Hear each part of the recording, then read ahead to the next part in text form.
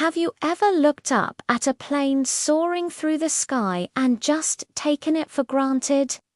It's easy to do, but just over a century ago, the idea of a person flying in a machine was pure science fiction.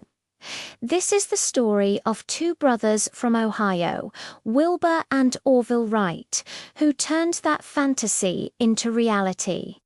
They weren't wealthy aristocrats or university-trained scientists. They were bicycle mechanics with an unshakable belief and an obsession that would change the world forever. Their journey didn't start with an engine. It started with a toy. When they were boys, their father brought home a small helicopter-like toy made of cork, bamboo and paper, powered by a rubber band. But they were fascinated. That little toy planted a seed, a question that would grow over the years. Could humans fly too? As young men, they opened a bicycle shop in Dayton, Ohio. This wasn't just a job, it was their laboratory. Fixing, designing, and building bicycles taught them everything about balance, structure, and lightweight mechanics. They saw a parallel between a cyclist balancing a bike and a pilot balancing a plane in the air. This fundamental insight would become the key to their success where so many others had failed. At the time, other inventors were focused almost entirely on power.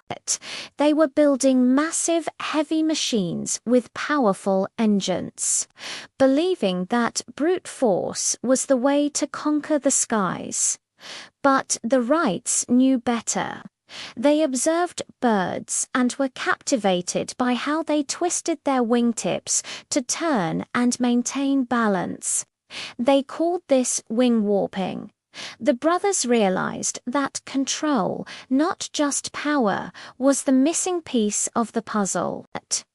So they started with kites and then moved on to gliders.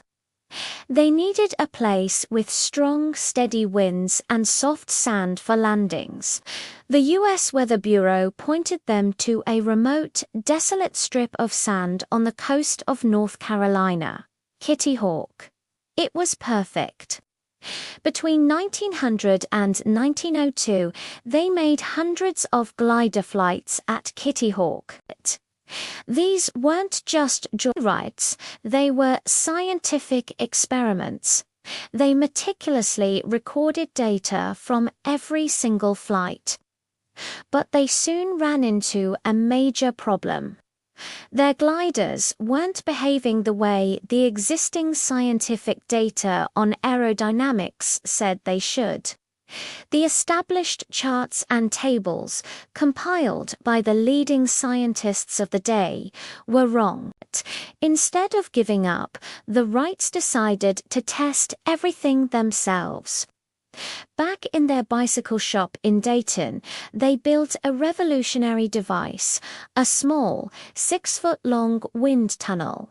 It was a simple wooden box with a fan at one end, but inside, they tested over 200 different wing shapes. They painstakingly measured the lift and drag on each one. With this data, they created their own, far more accurate aerodynamic tables. They now had the secret recipe for the perfect wing. By 1903, they were ready for the final step: power. No car manufacturer could build an engine that was light enough yet powerful enough for their needs. So, what did they do? With the help of their talented shop mechanic, Charlie Taylor, they designed and built their own It was a marvel of engineering for its time of four-cylinder, 12-horsepower engine that weighed only about 180 pounds. They also had to solve the problem of propulsion. They realized that a propeller is essentially a wing that spins. Applying their own wind tunnel data, they designed and hand-carved two beautiful, highly efficient wooden propellers. Their design was so advanced that modern propeller efficiency is only slightly better. With all the pieces in place, they returned to the windswept dunes of Kitty Hawk in the late fall of 1903.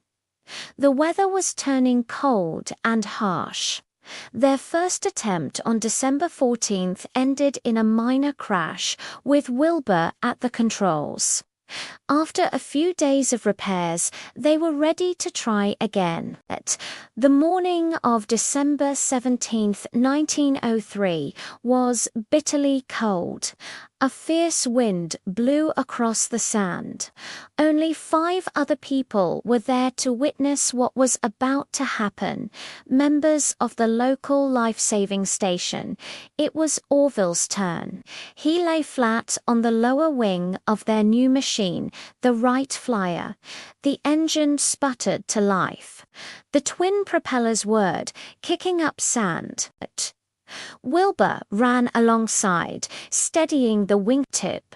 The Flyer moved down its short wooden launch rail, lifted into the air, and flew.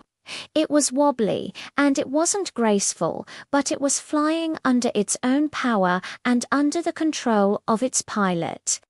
That first flight lasted only 12 seconds and covered just 120 feet shorter than the wingspan of a modern Boeing 747. But in those 12 seconds, history was made. For the first time, a heavier, thinner machine had taken off, flown under its own power, and landed safely. They didn't stop there. They made 3 more flights that day, with Wilbur and Orville taking turns. The final flight was the longest, with Wilbur flying an impressive 852 feet in 59 seconds. After that last flight, a strong gust of wind caught the Flyer and tumbled it across the sand, damaging it beyond immediate repair. Its flying days were over, but its mission was accomplished. The world didn't immediately grasp the significance of what happened on that remote beach.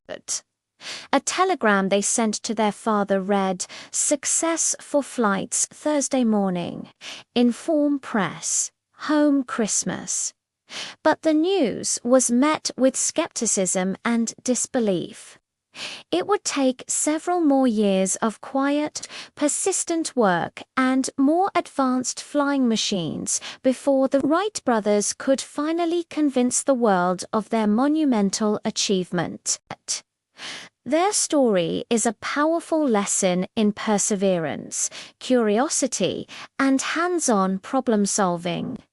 They succeeded because they questioned everything, trusted their own observations over established theory, and solved each problem one step at a time, from control to lift to power. So, the next time you see a plane in the sky, remember the 2 bicycle mechanics from Dayton, Ohio, who, through sheer genius and grit, gave humanity the gift of flight. Thanks for watching. If you enjoyed this story, don't forget to like, subscribe, and hit the bell icon so you don't miss our next video. See you next time.